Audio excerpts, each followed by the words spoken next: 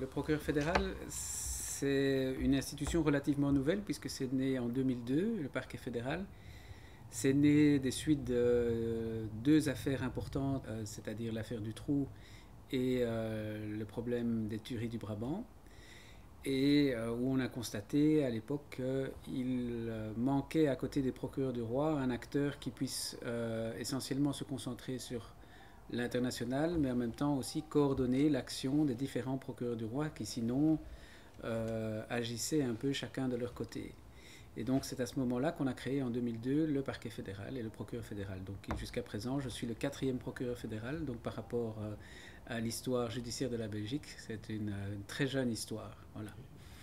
Donc le parquet fédéral s'occupe de la coordination des autres procureurs. Et dans ce sens, le procureur fédéral est une espèce de 6e procureur général puisqu'il peut aussi donner des instructions contraignantes au procureur du roi dans le cadre de la coordination de l'action publique. Vous pouvez donner un exemple de coordination d'une affaire belge?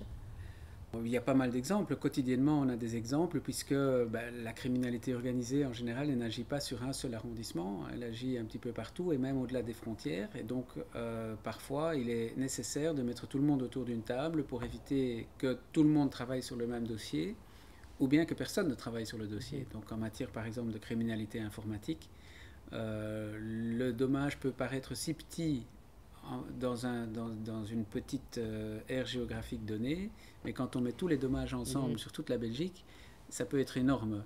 Et donc, dans ce cas-là, on coordonne effectivement, ou bien dans d'autres cas, il y a des actions coordonnées qui doivent être faites. La dernière action que l'on a faite, c'était à propos d'un armurier français qui vendait des armes aux Belges.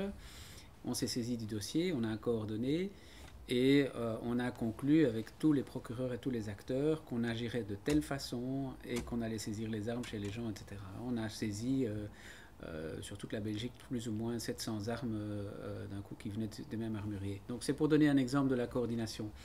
Maintenant, le procureur fédéral, il peut aussi se saisir lui-même de dossiers lorsque la coordination est trop compliquée ou lorsque il y a une plus-value pour l'action de la justice. L'avantage du procureur fédéral, c'est que donc moi, je peux décider d'investir dans tel ou tel phénomène criminel et de dire, voilà, à un certain moment, je ne vais plus prendre de dossier à mon niveau, mais je vais concentrer les capacités que j'ai à mon niveau. Et donc ça permet de se concentrer sur des phénomènes très particuliers et d'agir et de concentrer beaucoup de services de police et beaucoup de force sur un phénomène en particulier pour parvenir à un certain moment tacler le phénomène à un plus haut niveau. Vous êtes l'unique procureur fédéral, mais vous ne travaillez pas tout seul. Il y a 3 étages dans le bâtiment qui sont occupés, même presque 4, par le parquet fédéral. Il y a 35 magistrats, 14 juristes de parquet, et le restant c'est du soutien administratif ou logistique. Donc c'est une petite entreprise, le parquet fédéral. Donc voilà, je ne travaille absolument pas tout seul. Et en même temps aussi, j'ai le pouvoir de déléguer des magistrats qui se trouvent dans d'autres entités judiciaires, dans d'autres parquets, qui pour certains dossiers interviennent sous mon autorité quand ils sont délégués. Donc j'ai aussi des antennes un petit peu dans les parquets locaux. Voilà. Entre autres, par exemple, en matière de terrorisme, dans chaque parquet, j'ai un magistrat qui travaille sous mon autorité en ce qui concerne les dossiers du parquet fédéral qui lui sont confiés.